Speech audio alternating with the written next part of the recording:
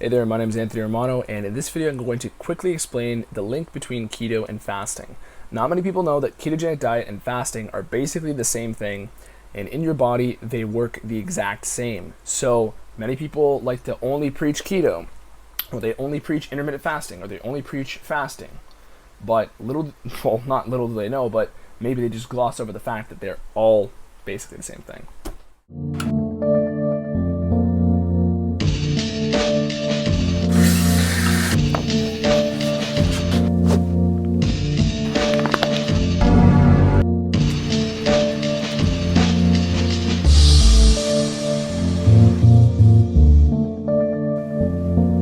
So, I have done every type of keto diet, every type of intermittent fasting, every type of prolonged fasting, with the exception of like really long dry fasting maybe. So, I've done everything here.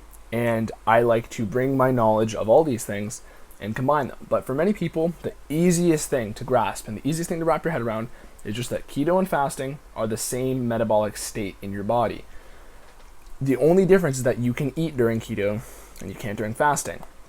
Your body's going to run on the same types of fuel, but on keto, your body is taking that fuel from a large amount of it from food.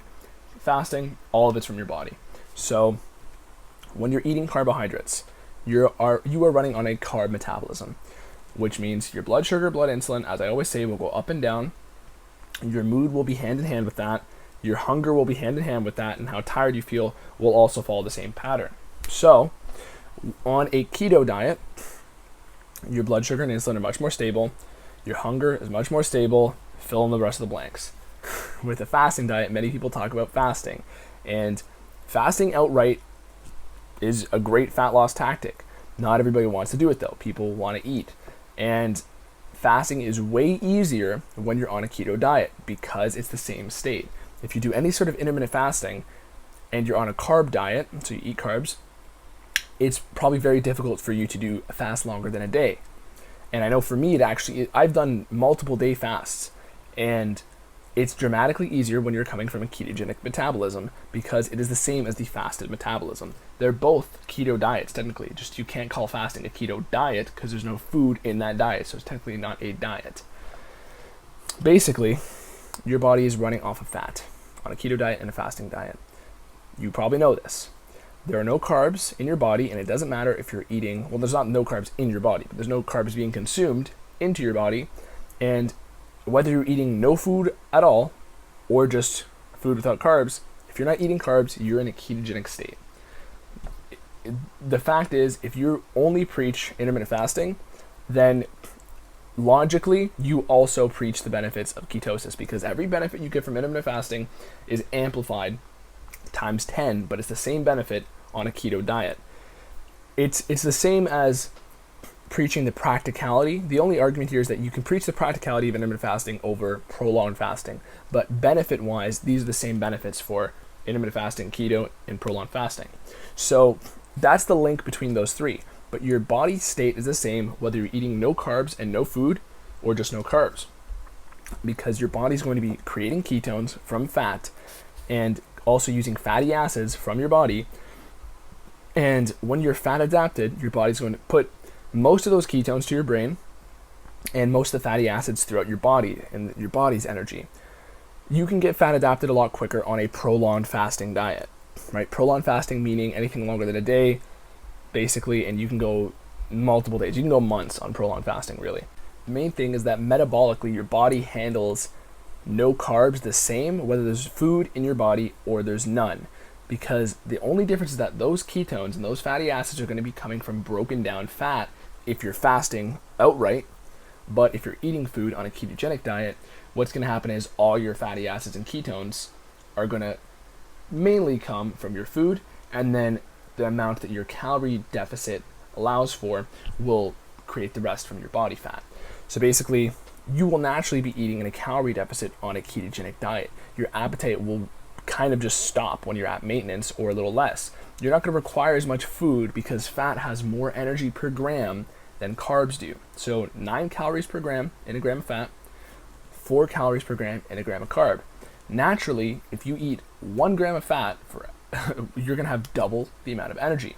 So your body isn't craving energy because you can get by with less food. Same amount of grams, but your energy comes from this double, more than double, from the same quantity of food. So naturally, you're going to be eating at a deficit on a keto diet, but again, your fat that you actually break down is going to be coming from the amount of room you have in your calorie deficit. Now, you might be thinking, I don't want to count calories on a keto diet. You actually don't really have to until later on, but if you want to be precise, you should. And I do it all the time. Worst case scenario, just get a scale to know how much food you're consuming. The beauty of this all is that you can combine prolonged fasting, intermittent fasting, and keto seamlessly. For me, some days I'll randomly do a 2-day fast, a 3-day fast, just because out of nowhere I just wasn't hungry, or maybe I was really busy, and then I want to go to sleep, and I had more fat back in the beginning of this year's fat loss cut, so it was easier for me then. Now, I typically do 1 meal a day.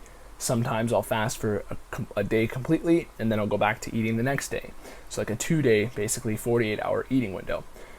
48-hour not eating window, fasting window.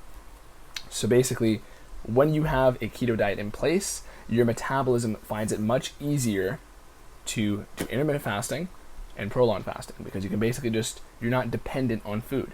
And many people do prolonged fasting so they can remove this dependence on food. But another way to do it is to just hop into ketosis, and then from there, dial up, dial down how much you like fasting. If you like intermittent fasting already, that's great. You should already be hopping into keto macros. And if you like prolonged fasting already, you're going to find everything easier if you refeed with keto macros. So that's the link between all these things, fasting and keto, completely.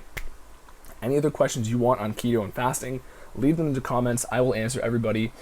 And I will have online coaching out very soon, so I can work one-on-one, help you with your fasting protocol, be there 24/7, always at arm's reach, and also get you to your goals, whether that goal is fat loss, lean gains, mental clarity, lifestyle, keto cycles, whatever it is. I've done them all at this point, and I'm ready to help you in a very personal manner if you'd like that. So that's going to be out soon. Let me know if you want more of that, because that's going to be something that I'm really, really excited to do. Beyond that, free keto meal plan in the description, free keto training plan, and join my Facebook group if you want to talk with other people about keto and basically discuss these topics and your experiences with people who are going through the same thing, especially if you're new, or even if you've already learned quite a bit about keto, there's always something you can learn. Thank you for watching this video. My name is Anthony Romano. Peace.